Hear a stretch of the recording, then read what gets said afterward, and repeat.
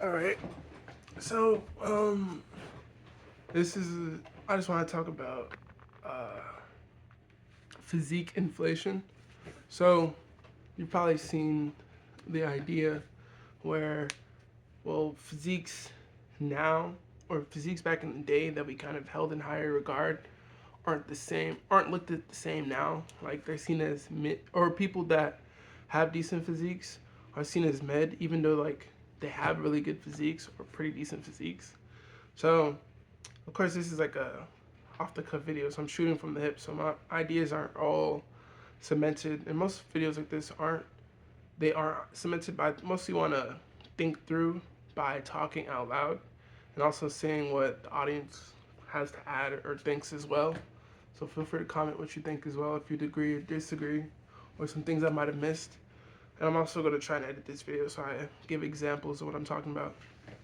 So yeah, physique inflation is the idea that physiques that were once considered good are no longer considered good.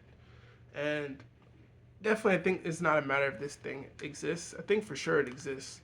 I think, but the question then would be why, and then if it's valid. Because if a physique that in the past would have been good would be mid now, there's a reason to that. And if this is a good thing or a bad thing, is also separate to that. So some examples of physique inflation would be like um, looking back at Tobey Maguire's Spider-Man when he got like bit by the spider, and then they did like the little physique reveal, like oh he was in the mirror. Everyone thinks about that scene and everyone thinks oh bro was jacked, but if you probably see that video now, there's probably like it's not it's not as impressive. So that's kind of what physique inflation is. Or somebody who like by all means has like a very aesthetic physique and like doesn't look bad, looks good, is healthy, people might call him mid. So of course part of it is people like trolling or some people who are honestly just not being very nice online. But also some of it has like actual what's it called actual uh, valid place, has actual validity. So in the broader sense, I don't think physique inflation has happened to the point where it's like too bad. I think if you're trained, if you're like in shape, if you're lean and you have a decent bit of muscle, most people will see that and think that you're pretty fit. Because people that are fit are still less common than people that aren't. So even like growing up, even though I wasn't the biggest dude or I wasn't huge, people still consider my physique very impressive. And I'll throw some pictures of it if you guys haven't seen it. So even though there's physique inflation, it's like people will still see someone who like in real life, I should say, people will still be someone that's in shape and looks good and recognize that. Now when we get to online, it's a different like story. So online, not only being compared to everyone, not only being compared to the best, but you're being compared to people that have been training for much longer and people that are also abusing steroids. Or some people just like, or even the scale is just infinite. People who do this for a living, people who do it professionally, people who do it, which is the same thing, people who have done it for years. So if you're like in middle school or high school and you're looking at people that, um, or people are comparing your physique to the physiques of people that are grown men, it doesn't make sense. Or grown men that are on steroids, or grown men that are on steroids and have been training for over a decade and also do this professionally, like it just keeps going on and on. So that's kind of where like the physique inflation comes from. So where now when you're looking at oh I want to get jacked, your idol isn't necessarily Tobey Maguire in Spider-Man anymore. Now it's kind of what's his face from the Creed movie. I can't remember his name right now. Michael B. Jordan. Yeah, it's Michael B. Jordan in Creed, or freaking someone else.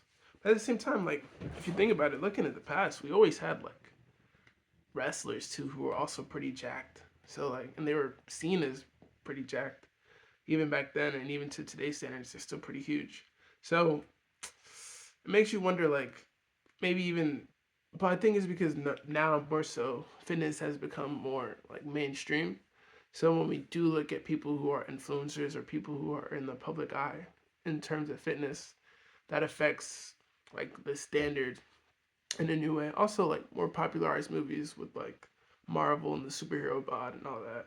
So the standard of what it takes to be like considered big or decent physique, it kind of makes sense that it would change. But that's not to say that that's not to say that it's still incorrect when people are online saying that someone doesn't look good when and generally they do.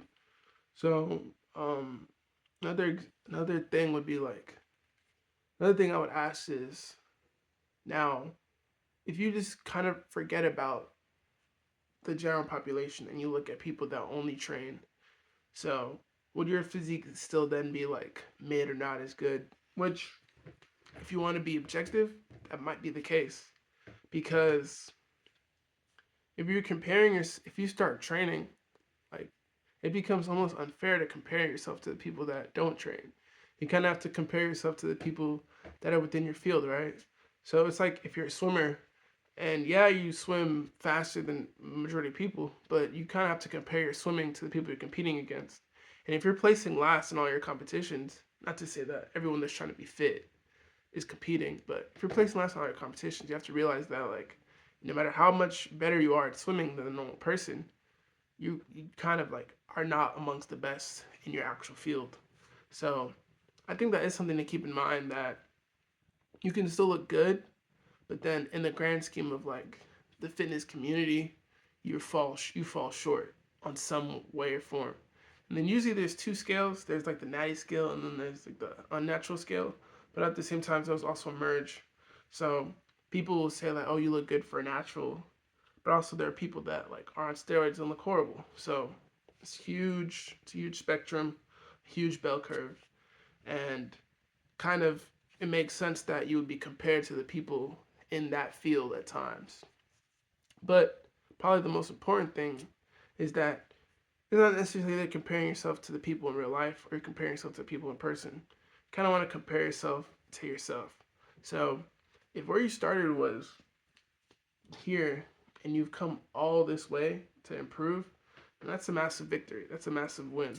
Like that's not that's not that's not like something to like scoff about because even let's say you do have a pretty good physique. Like I said, like in high school, like I was one of the biggest, even though I wasn't very big.